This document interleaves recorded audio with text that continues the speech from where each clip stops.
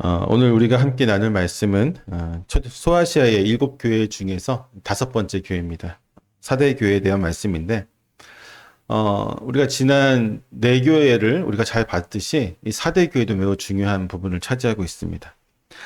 4대라고 하는 이 도시는요, 사실 아시아, 이 소아시아 지역에서 어쩌면 가장 찬란한 역사를 가졌던 도시였을 것으로 예상이 되어집니다. 왜냐하면 주전 BC 1200년경에 여기서 이곳에 이제 리디아라고 하는 왕국이 세워져요. 그리고 이 리디아 왕국의 수도가 바로 이 사대였습니다. 이 사대라고 하는 곳에 있던 임금이 이제 크로이소스라고 하는 분인데, 이 크로이소스라고 하는 사람이 최초로 여기에 금은이 엄청났거든요. 금화를 최초로 주조했다고 해요. 은화도 만들고. 그래서 그가 얼마나 부자였든지 우리는 잘 모르겠지만 서양 사람들, 미국이라든지 유럽에는 이런 속담이 있어요. 어마어마한 부자들을 보면은 크로이소스만큼 부자다. 영어로 하면 as rich as 크로이소스 이렇게 표현하는 이게 관용어구 같은 거예요. 그만큼, 그러니까 지금으로부터 한 3,500년 전이죠. 3,000년 전 이전의 사람인데 그만큼 어마어마한 금을 가지고 있었던 사람이었습니다. 헬라 역사가 헤로도토스가 쓴 역사라고 하는 그 책에 있는데, 그 책에 보면 줄곧 이 사람의 부자에 관한 이야기가 없어요. 그만큼 엄청난 이야기를 담고 있습니다. 그만큼 이제 헬라 사람들, 당시 이제 2000년 전에 이곳에 있었던 소아시아 사람들에게서 사대가 어떤 도시였는지를 충분히 보여주는 것이죠. 부유한 도시, 어마어마한 이제 역사를 가진 도시였죠. 이 도시를 보게 되면 두 가지 특징으로 되어 있어요. 낮은 지역과 높은 언덕에 있는 이제 아크로폴리스가 있었는데, 평지에서 사람들이 살고 장사를 하고 시가지가 있었다면 그 위에 깎아지는 절벽 꼭대기에는 성체가 있었습니다. 그 위쪽 성체를 따라서 이제 아까 얘기했듯이 헬라 말로 아크로폴리스라고 하는데, 이게 높은 성이라는 뜻이에요. 어떻게 보면 천연의 요새였죠. 산성이었는데 평소에는 이제 아래 시가지에서 사람들이 일반 생활을 즐기다가 전쟁이 나게 되면 이 산성으로 피신하게 됩니다. 근데 그 사대라고 하는 지도를 보게 되면요, 이 아크로폴리스가 올라간 이 언덕 지면에 3면이 바다예요. 절벽이고, 완전 절벽이고 바다고 이렇게 있어요. 절벽으로 돼 있으니까 그 절벽 길이 하나밖에 없으니까 이게 난공불락의 요새 같은 곳이죠. 그래서 사대 사람들은 이 성을 두고 뭐라고 얘기하냐면 세상 누구도 함락시킬 수 없다라고 자랑하고 다녔습니다. 근데 이 자랑을 우리가 좀 기억해야 돼요. 이따가 본문에서 이 자랑이 얼마나 허망한지를 우리 또 보게 될 거거든요. 어떤 걸 자랑했다고요? 우리는 절대로 망하지 않겠다. 우리는 절대로 침략당해서 함락당하지 않는다. 난공불락의 요새를 가지고 있다라고 하는 것을 자랑했습니다. 근데 이 도시가 예수님 태어나시고 주후 17년에 대지진을 당하게 됩니다. 어마어마한 지진인데, 로마의 학자였던 플로니우스 같은 경우는 이 지진을 역사상 최악의 재앙이라고 표현할 정도로 어마어마한 지진이어서 이 지진으로 인해서 도시가 초토화가 됩니다. 완전히 이제 거의 무너져 버리게 되죠. 그때 이제 이 도시를 재건할 수 있도록 손을 내밀어 준 것이 로마의 황제 티베리우스였어요. 황제의 지원을 통해서 이제 사대라고 하는 도시가 빠르게 다시 재건에 성공하게 되니까 정확히 9년 뒤에, 그러니까 지진이 난 다음에 9년 뒤인 주후 26년에 사대라고 하는 도시가 무슨 일을 하냐면 황제 숭배를 위한 황제의 신전을 건립하겠다고 유치작전에 들어갑니다. 10개의 도시와 함께 우리가 하겠습니다 하면서 서로 유치작전에 들어가는. 그러니까 그 전까지는 그렇지 않았지만 황제가 도와준 것을 통해서 도시가 재건되니까 황제 숭배의 최대의 충성심을 보이고 있는 것이죠. 그런 도시가 바로 이 사대라고 하는 도시였습니다. 그러니까 우리가 계속해서 지금 소아시아 7교회를 보고 있지만 기본적으로 그 상공회를 위해서 생활을 하기 위해서는 길드에 가입을 해야 됐고, 또 다른 하나는 우상 숭배가 중심이 되었는데 그 우상 숭배의 중심에는 황제 숭배가 있었다고 하는 것인데, 그 중에 하나가 바로 사대교회 역시도 그 열심이 대단했다라는 것을 볼 수 있습니다. 더욱이 이제 7교회에 대한 편지를 보게 되면 보통 일반적으로 제일 먼저 예수님께서 뭘 말씀하세요? 교회에 칭찬을 하시고 그 다음에 책망을 하시잖아요. 물론 책망이 없는 교회도 있었지만, 근데 오늘 교회는 반대예요. 칭찬이 없습니다. 칭찬이 없고 뭐만 있어요? 책망만 있는 교회가 바로 사대교회였습니다. 이 책망만 있는 교회 두 교회거든요. 오늘 나오는 사대교회와 마지막에 이제 라오디게 교회인데 이 두 교회는 칭찬이 없어요. 3장 1절에 보면 뭐라고 얘기하냐면 내가 내 행위를 아노니 내가 살았다 하는 이름은 가졌으나 죽은 자로다 라면서 책망에 바로 들어갑니다. 어떻게 보면 일곱 교회에 대한 편지를 계속해서 강해해 오면서 본문이 가장 무서운 말씀이라고 생각되어지기도 합니다. 왜냐하면 서머나 교회는 환난 중에 있었고 두아디라 교회는 이단과 싸우고 있었지만 사대 교회는 겉으로 보기에는 아무런 문제가 없었던 교회이기 때문이죠. 밖에서 보면 조용하고 평판이 좋고 사람들이 저 교회는 살아있는 교회라고 하는 어떤 칭찬받는 교회였다고 하는 것이죠. 그런데 그 교회를 향해서 주님은 뭐라고 말씀하셨다고요? 죽었다라고 말씀하세요. 다시 한번 보겠습니다. 1절 한번 다 같이 읽어볼까요? 시작.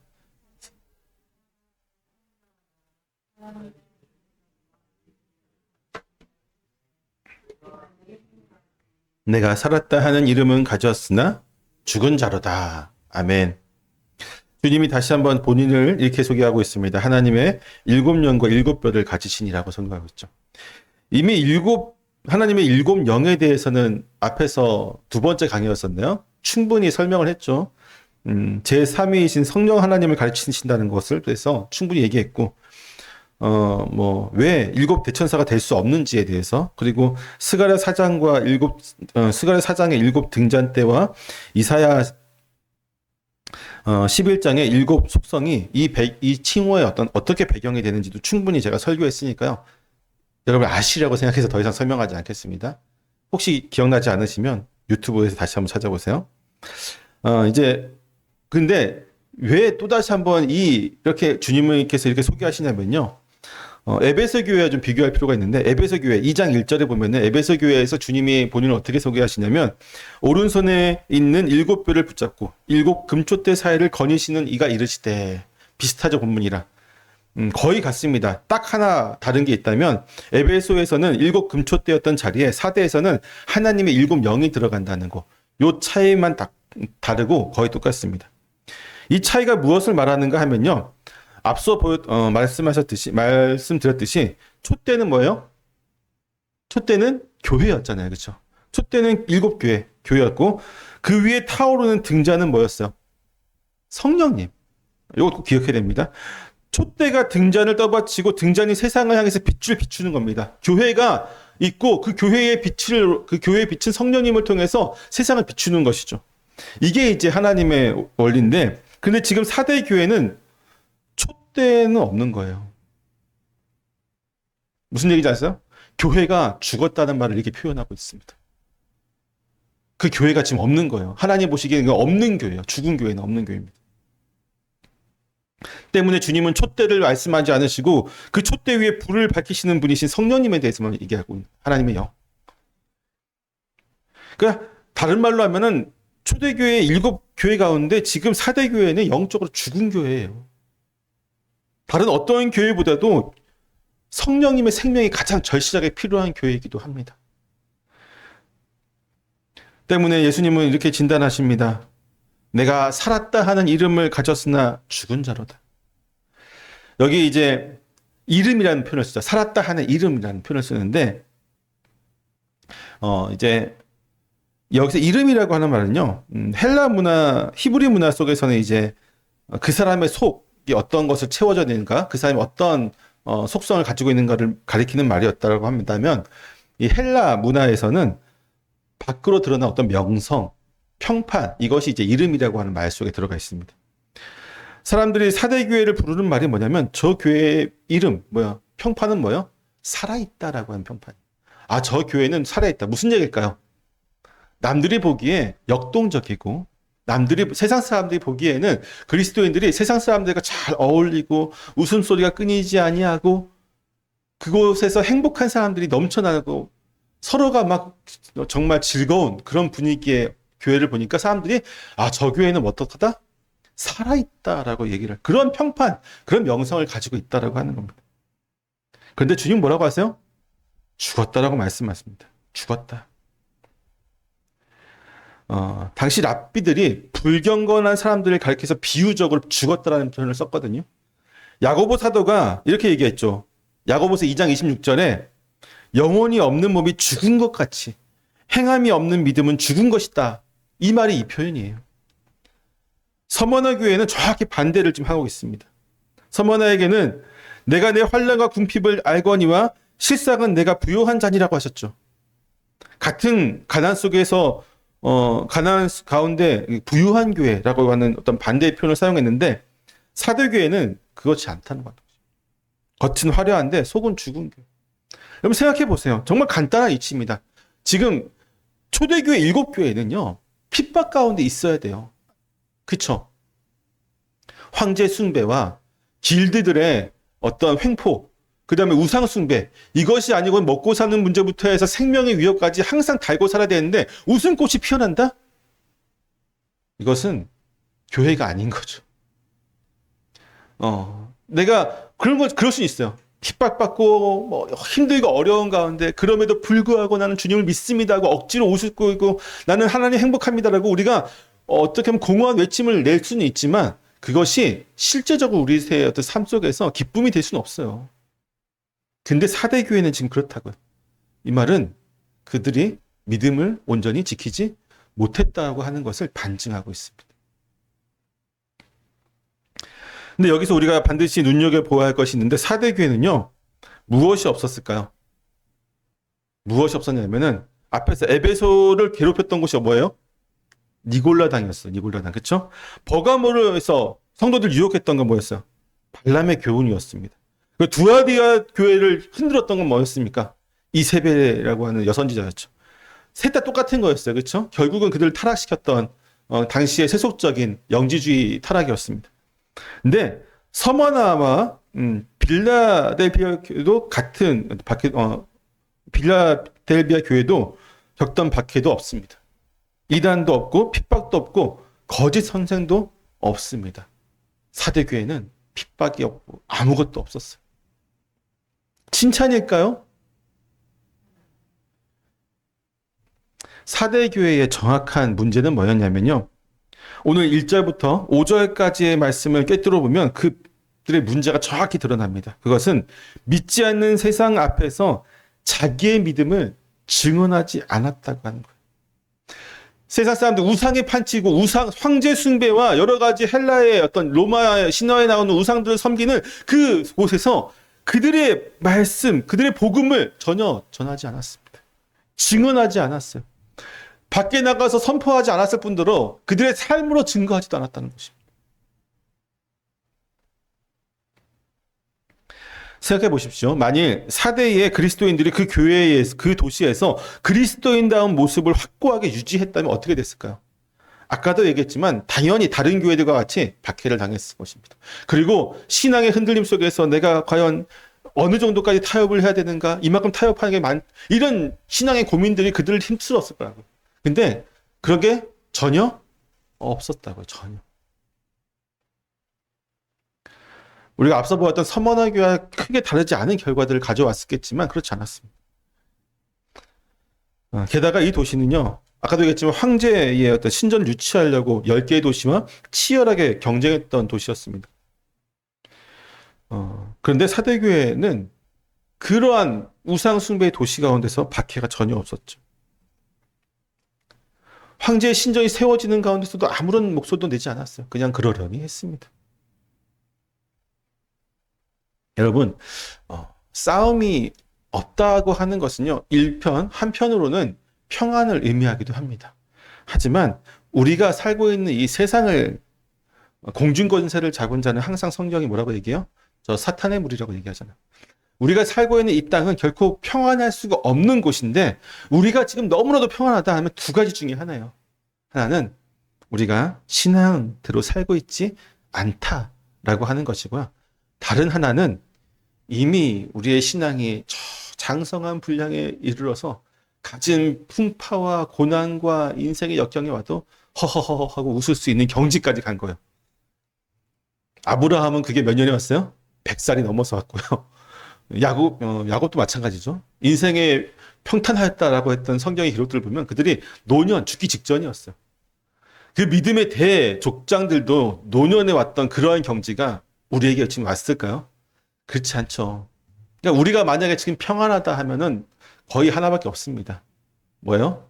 우리가 타협하고 있고 그 타협한 것조차도 잊고 살아갈 정도로 새 속에 물들어 있다라고 하는 것이죠. 우리가 오늘 정직하게 물어야 할 질문이 있습니다. 무엇이냐면 사람들이 우리를 부르는 이름과 하나님이 우리를 부르는 이름이 같은 것인가 하는 것이죠.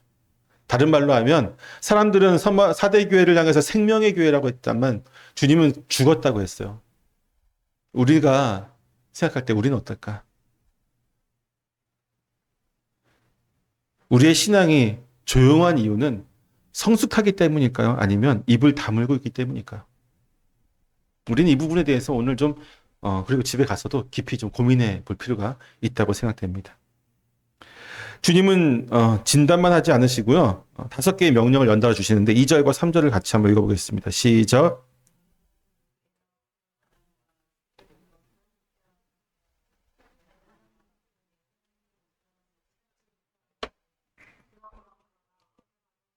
어떻게 들었는지 생각하고 지켜 회개하라. 만일 읽게 아니하면 내가 도둑같이 이르리니 어느 때에 내게 이르는지 내가 알지 못하리라. 아멘. 첫 번째 명령은요, 일깨어라라고 하는 말이죠. 단순히 명령이 아니라 여기 두 가지 말이 들어가 있는 복합적인 단어예요. 깨어 있는 자가 되어라라고.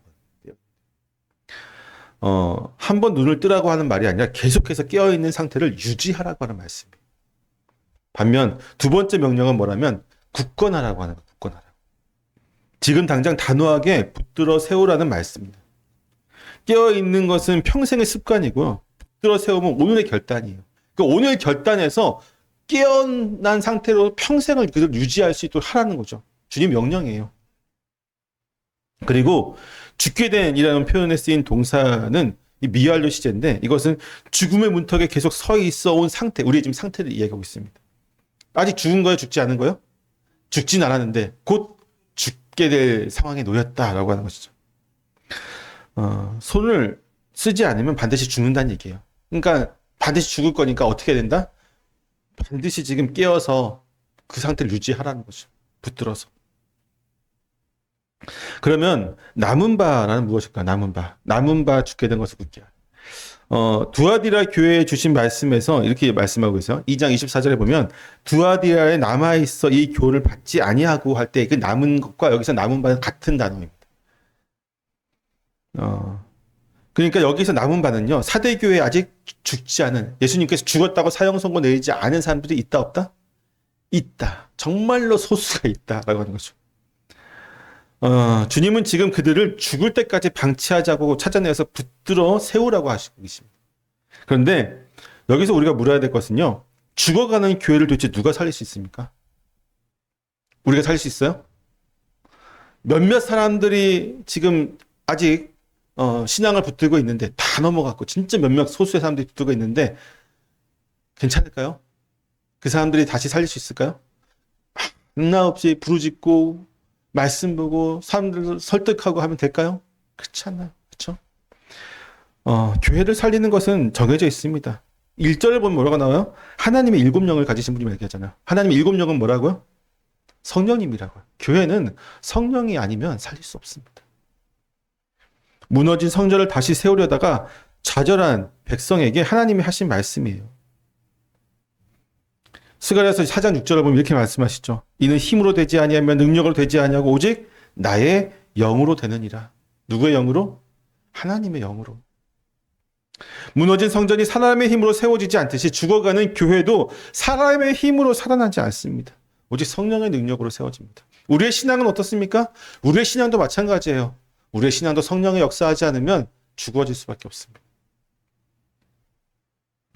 이것이 오늘 우리에게 주어지는 소망입니다. 왜냐하면 우리는 그렇잖아요. 우리 스스로를 묵상해 보면 소망을 가질 수 없는 존재입니다.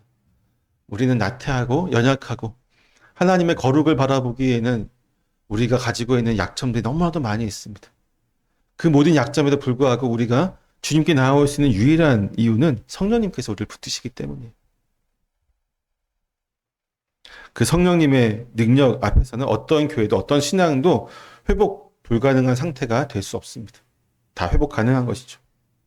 이어서 주님은 그 이유를 밝히시는데 내 하나님 앞에 내 행위에 온전한 것을 찾지 못하였다라고 말씀하십니다. 온전한이라는 말은요, 가득 채워진, 꽉 찬 거, 완성된 이런 뜻을 가지고 있습니다. 주님은 사대교회의 행위가 없다라고 얘기하는 거예요. 온전한 것이 없다는 거예요. 너는 행위가 아예 없는 거예요.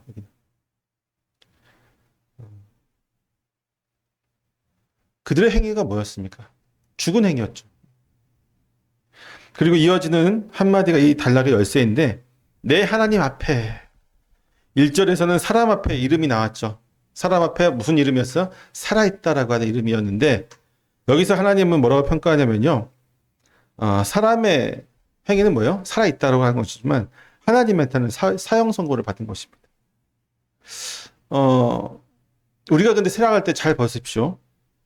우리는 사람들의 평가를 두려워합니까? 하나님의 평가를 두려워하고 살아갑니까? 참 아이러니한 게 우리가 진짜 두려워해야 되는 건 누구의 평가죠? 하나님의 평가죠. 그런데 실제적으로 내 마음의 깊숙한 곳에 들여다보면 사람을 더 두려워하는 우리를 보게 됩니다.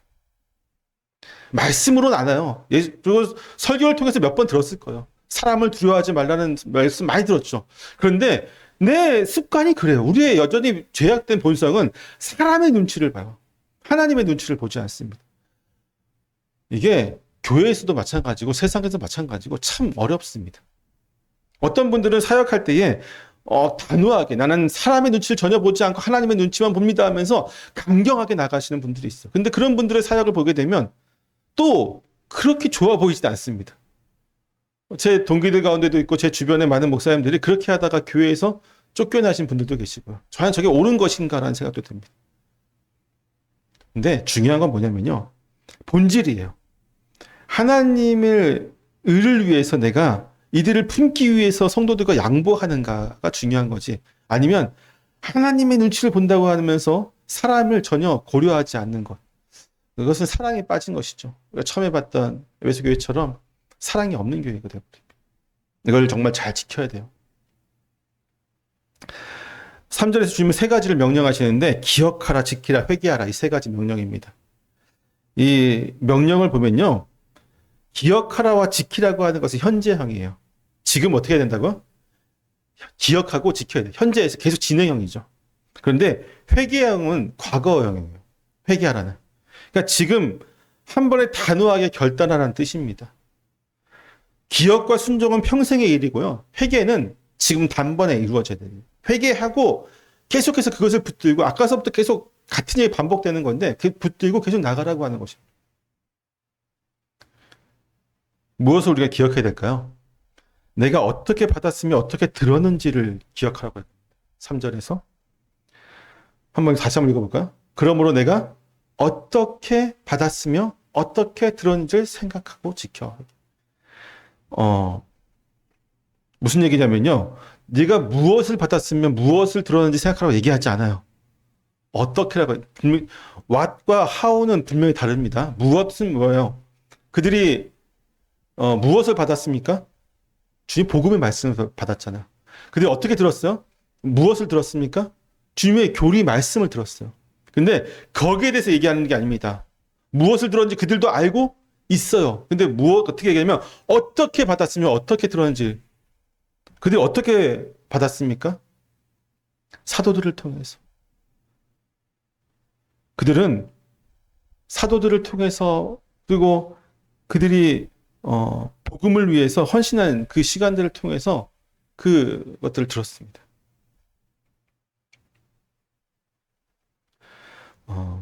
여러분, 믿음은요, 결코 우리가 알고 있다고 자만하는 데서 나지 않습니다. 우리가 항상 넘어질 때 언제냐면요, 저거 다 아는 말씀이야.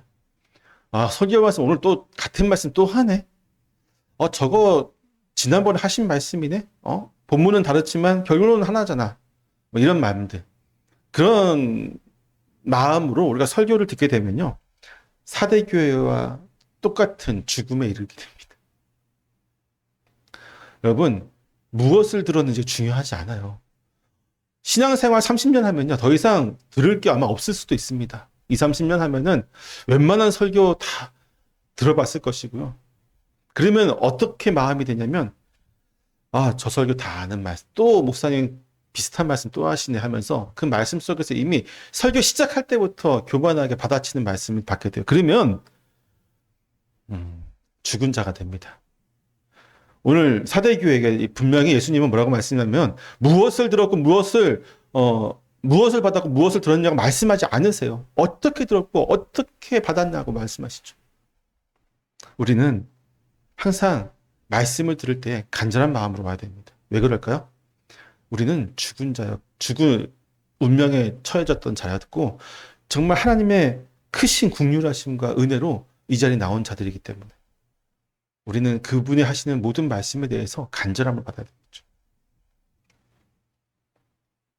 죽어가는 교회에게 필요한 것은 더 이상 새로운 프로그램이나 새로운 어떤 복음의 말씀이 아니에요. 이미 들었던 복음을 우리가 어떻게 듣고 또 어떻게 행하느냐, 그것이 더 중요한 것이겠죠.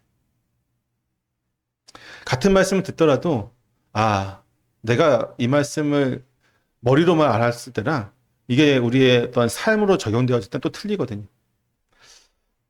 그렇습니다. 제가 이제 목사다 보니까 어쩔 수 없이 책을 많이 읽잖아요. 20대 초반에 읽었던 책을 30대 읽으니까 은혜가 달라요. 똑같은 책인데. 그게 지금 와서 읽으면요. 또 어마어마하게 또 다르게 다가옵니다. 성경도 마찬가지고요.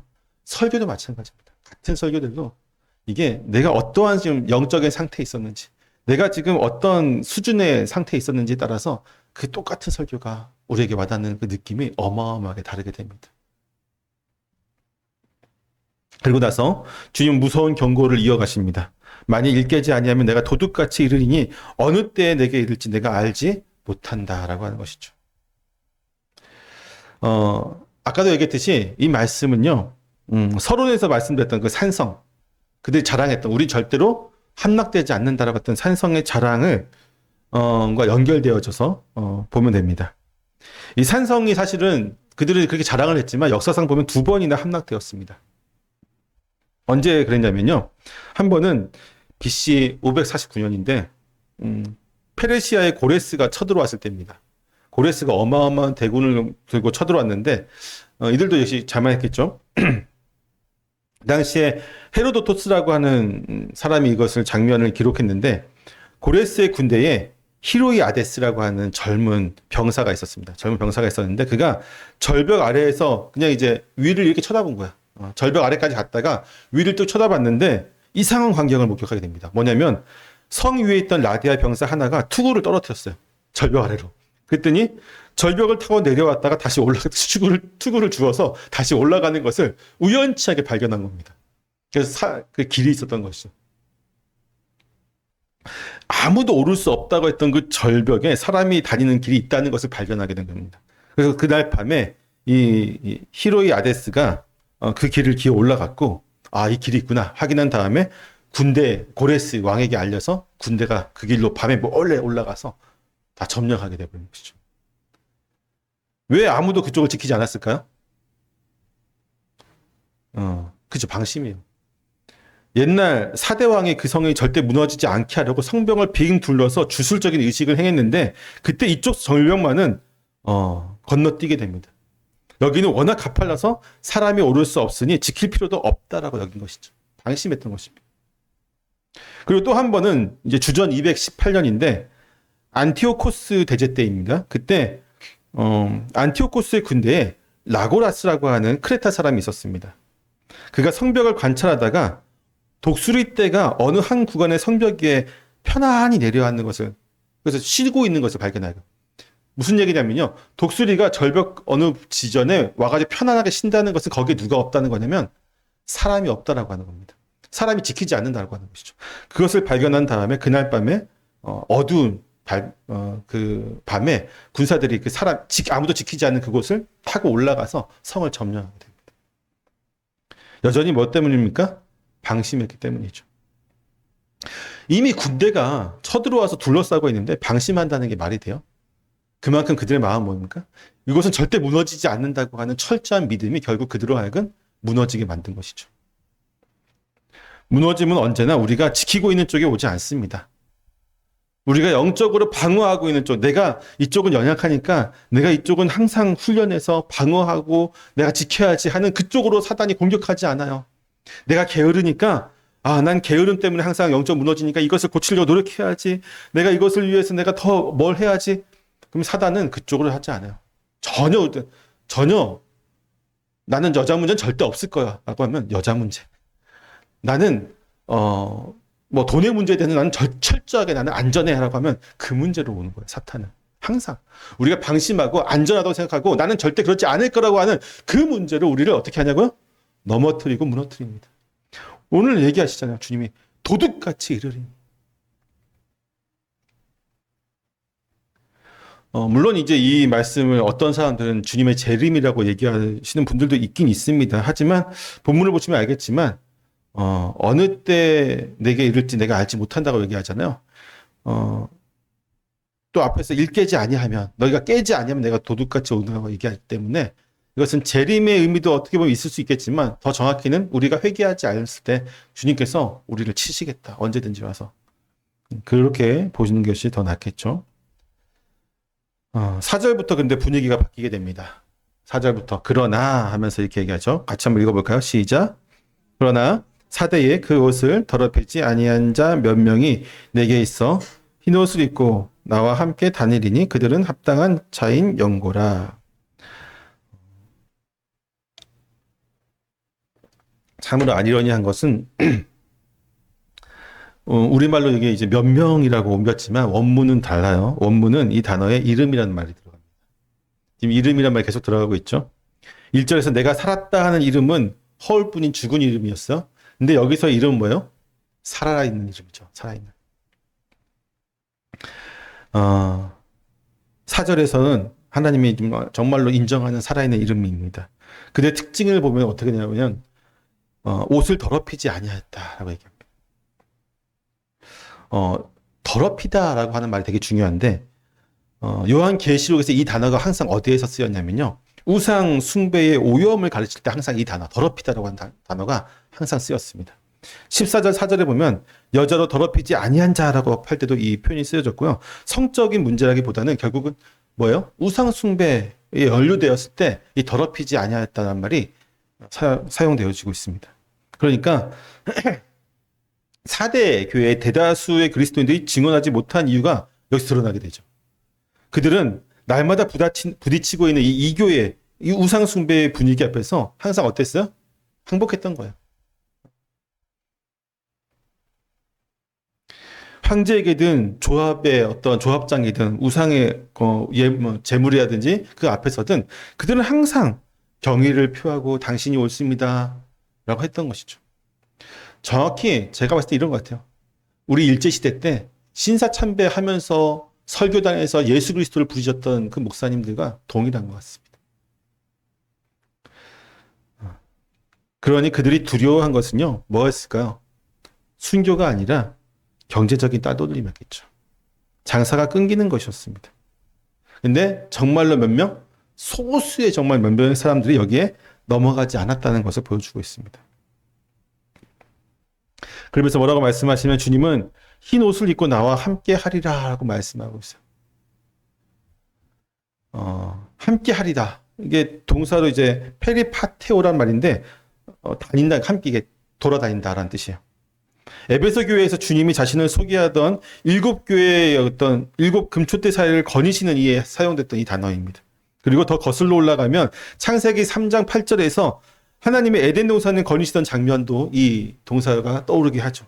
때문에 함께 다닌다라고 하는 것은요. 무슨 것을 그냥 단순히 걸어 다니는 게 아니에요. 주님의 임재를 뜻하는 것이죠. 주님이 우리와 함께 하신다. 다니신다. 그 임재가 우리 가운데 있어서 우리로 하여금 그분과 동행하는 기쁨을 누리게 한다는 것입니다. 태초에 하나님이 에덴 동산에서 누구와 함께 다니셨죠? 아담과 함께 다니셨습니다. 그런데 죄가 들어오면서 사람은 하나님의 발소리조차 들을 수 없는 상태가 되었습니다. 그리고 이제 마지막 때에 주님은 옷을 더럽히지 아니한 사람들에게 흰 옷을 입히고 그 사람들과 함께 다니겠다라고 말씀하시고 있어요. 에덴 동산에서 잃어버린 그 동행이 여기서 회복되고 있습니다. 다른 말로 하면요. 우리 역시도 마찬가지죠. 우리 가운데 누군가는 지금 하나님과 동행하는 사람이 있어요. 누군가는 하나님과 동행하지 못하는 사람이 있어요. 같은 교회 안에서도 정말로 세상과 타협하지 아니하고 주의 말씀이 아닌 것에는 가지 아니하고 그 믿음을 정말 절대적으로 지키려고 하는 사람들, 제가 누누이 얘기하지만 그렇게 완벽하게 지키는 사람은 있다 없다? 없어요. 항상 얘기하지만 지키려고 하는 거예요. 그리고 못 지킬 때마다 회개하면서 처절한 그 신앙의 싸움을 싸워가는 사람들, 그 사람들에게는 하나님께서 동행한다. 임재하셔서 함께 건의해 주시는 거예요. 그러니까 우리는 뭘 포기하면 안 되는 거예요? 그 영적인 신앙의 싸움을 포기하는 순간에 우리는 사대 교인과 같이 죽은 자들이 되는 겁니다. 그러면서 주님은 그들은 합당한 자인 연고라고 얘기하시죠. 합당하다. 그들이 합당하다는 것은 어떤 공로로 그 자격을 얻었다는 것이 아니라 이렇게 얘기하는 거예요. 계시록 5장 12절 한번 같이 읽어볼까요? 끊어졌나요? 계시록 5장 12절입니다. 시작. 죽임을 당하신 어린 양은 능력과 부와 지혜와 힘과 존귀와 영광과 찬송을 받으시기에 합당하더라. 합당하다. 그러니까 예수님이 합당하다고 하신 이유는 뭐예요? 그분이 신실하게 증언하시다가 죽임을 당하셨기 때문입니다.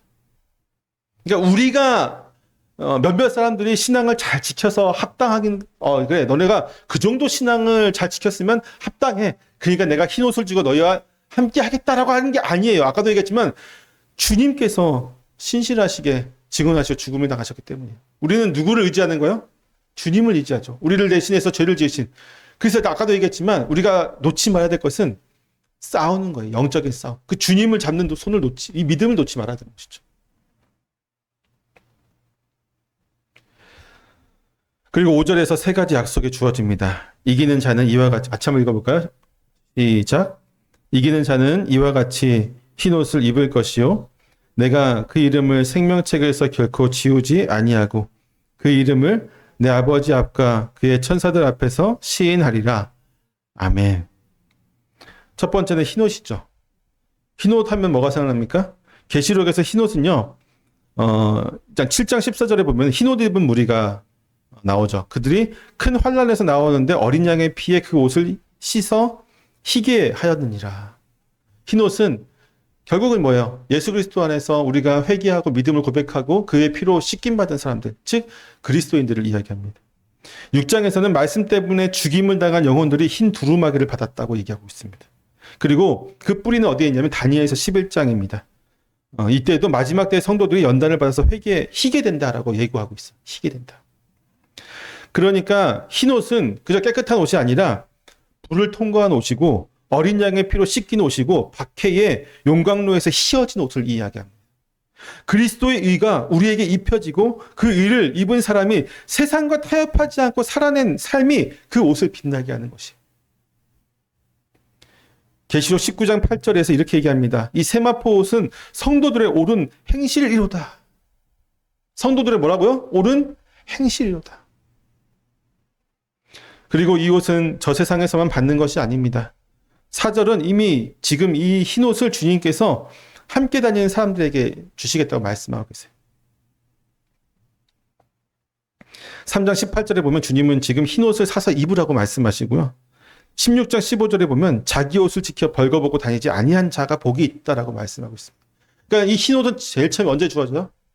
우리가 처음에 성령을 통해서 주님을 만나고 회개하고 그리스도인이 됐을 때 참된 회심이 이루어졌을 때 그때 우리에게 뭐가 주어져요? 이 흰옷이 주어지고 결국은 흰옷을 지키는 자가 돼요. 우리 지켜야 돼요. 더럽어지면 어떻게 돼요? 빨아야 되죠. 뭐 어떻게 빨아요? 회개하면서. 두 번째가 뭡니까? 내가 그 이름을 생명책에서 결코 지우지 않는다고 말씀하십니다. 여러분 생명책은 뭡니까? 주님의 구원한 자들의 이름이 적혀져 있는 곳이잖아요. 우리가 이 생명책에 기록된 이후에 지워질 수 있을까요? 없을까요?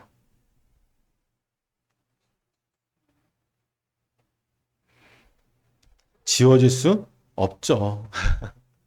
지워질 수 없죠. 왜 누가 쓰신 겁니까?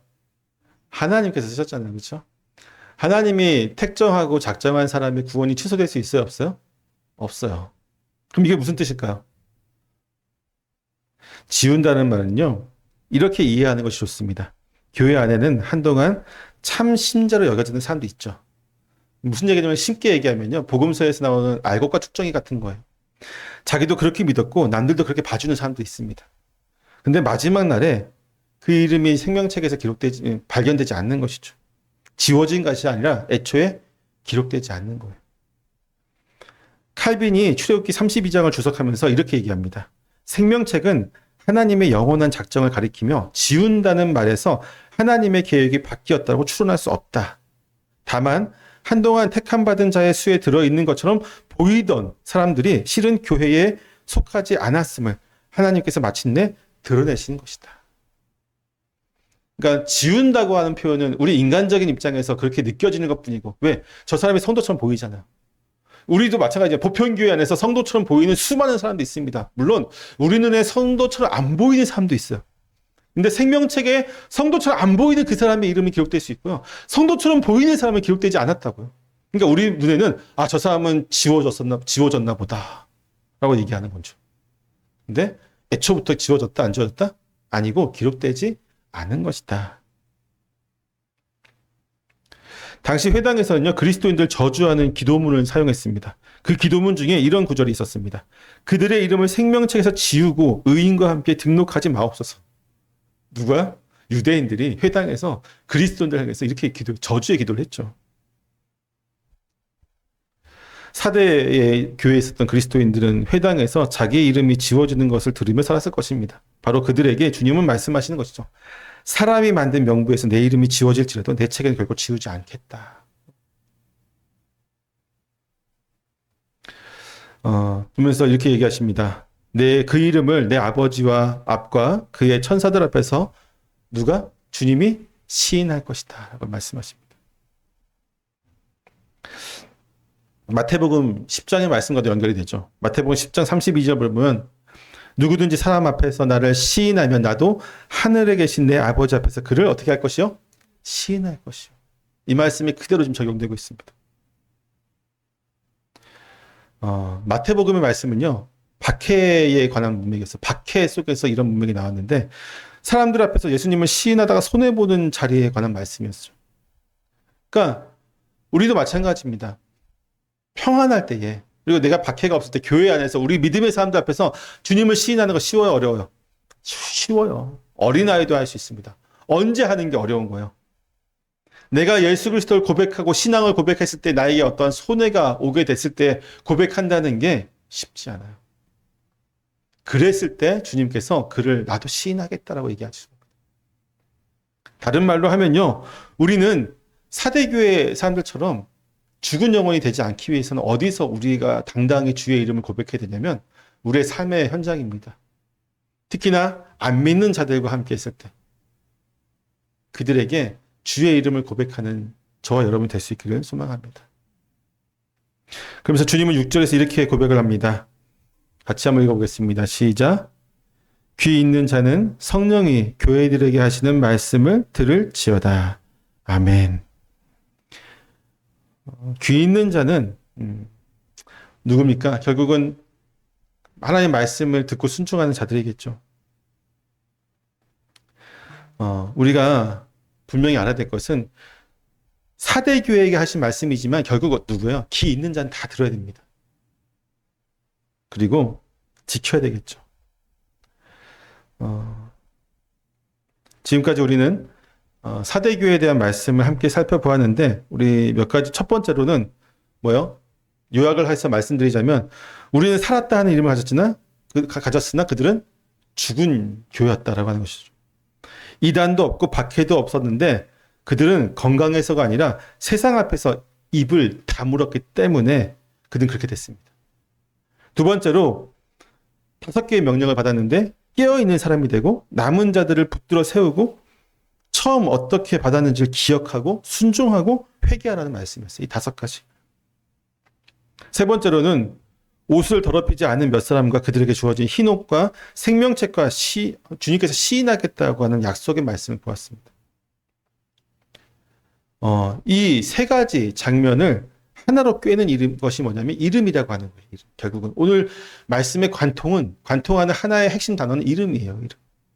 본문에 4번이나 나오게 되는데 1절의 이름은 사람들이 불러주는 살아있다고 하고 칭찬하는 사람들의 이름이었다면 마지막에 주님은 그 이름이 뭐라고요?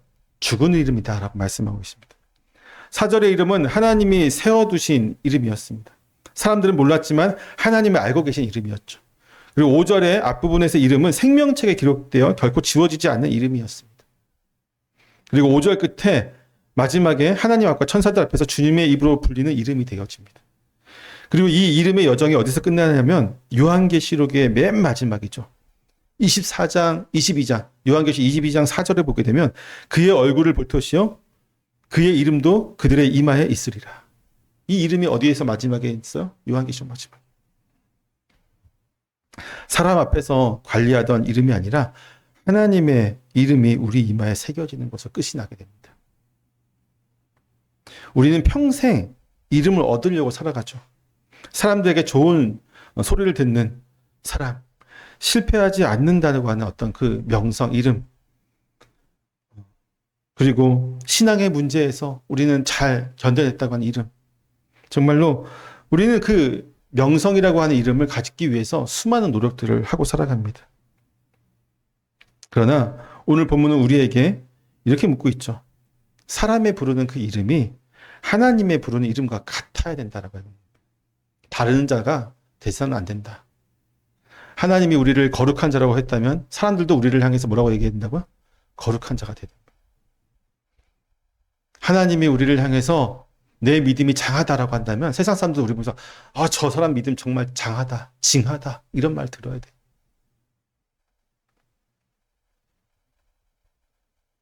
어쩌면 우리가 세상 속에서 하나님이 부르시는 이름과 정반대로 불리는 것이 더 합당할 수도 있습니다. 하나님이 칭찬하고 사랑하는 이름이 세상 사람들이 저렇게까지 해야 돼? 아니 누구는 뭐 교회를 안 다녀봤어?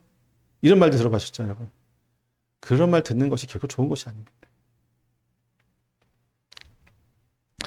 사랑하는 성도 여러분, 이번 한 주간 사람들이 불러주는 이름 앞에서가 아니라 하나님 앞에서 살아갈 수 있는 저와 여러분 될 수 있기를 소망합니다. 그리하여 마지막 날 흰옷을 입고 주님과 함께 다니면서 아버지와 천사들 앞에서 우리 이름을 불러주시는 그 음성을 듣는 저와 여러분 되시기를 다시 한번 축원합니다. 기도하겠습니다.